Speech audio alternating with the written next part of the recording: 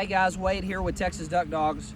We're doing some obedience with Benelli, Jimmy Houston's dog. And so a lot of you have inquired and say, hey, where is she at in her training, what she's doing now? I'm not gonna give you everything because I have too many competitors that watch my YouTube page and they wanna know all my training techniques and I don't wanna give those up. A lot of these are just industry standard. And so if you'll just go and educate yourself on general retriever training, they're the same, and then apply it. But then there are some techniques and things that we have developed in our camp that no other people do, to my knowledge.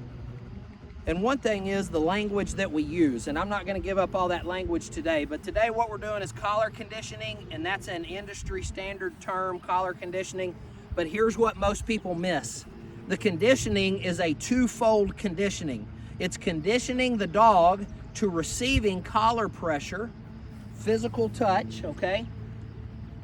Which is what the e-collar does. It taps them, buzzes them on the neck, and it's like my dad in church that used to thump me on the head when I was talking with my buddies, or he would just tap me on the shoulder. And with just a touch, he spoke 1,000 words. It's even more so true for your dog, okay? They are not primarily verbal communicators like you and I. They are primarily physical touch communicators. And that is some of the language that we've developed here so that our handlers and our people know what's going on with the dogs.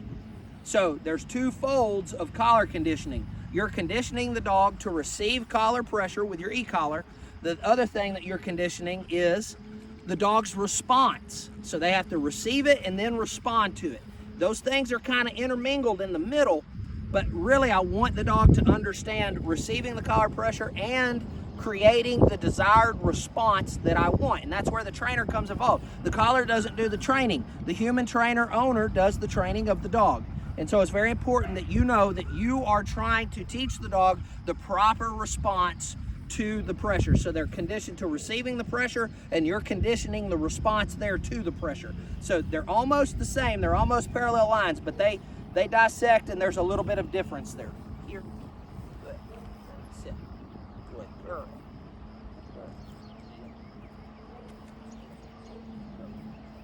All down, here.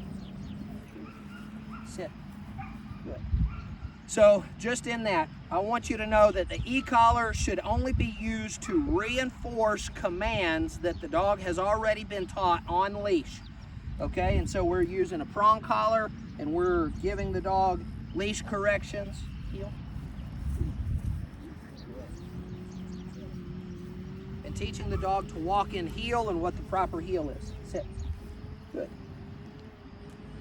Now we use the balance training method here. So you're gonna hear positive praise. My vocal tones will go up. Atta girl, good dog. You're gonna see physical touch, positive physical touch as I stroke and pet the dog. But then probably Benelli's favorite reward is what she's working for here, this bumper. Hey, freak. Oh. Atta girl, good dog. Woo. Good girl, okay.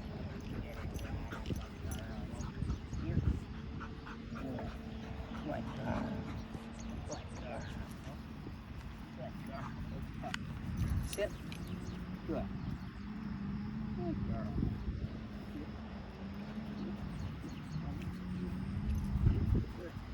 Sit. Good girl. Sit.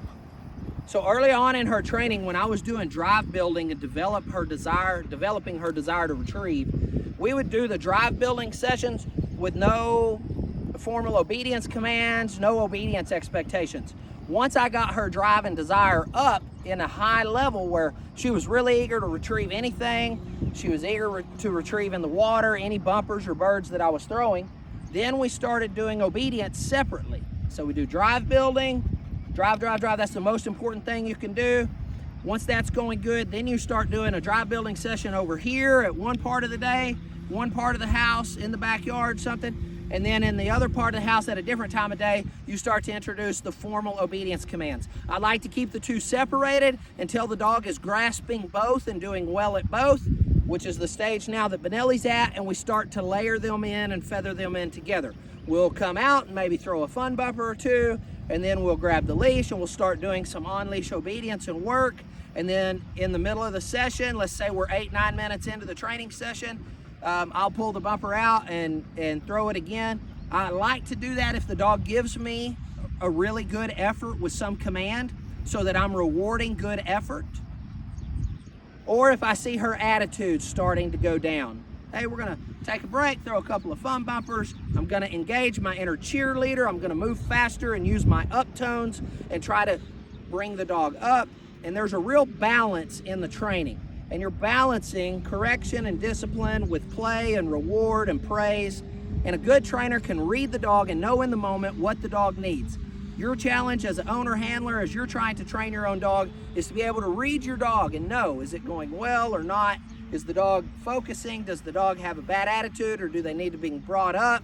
Do you need to back off some of this and do more of this? And that's the art of dog training. Happy training. Keep following along as we take Benelli through our Basic Hunter program, and we'll see you in the field.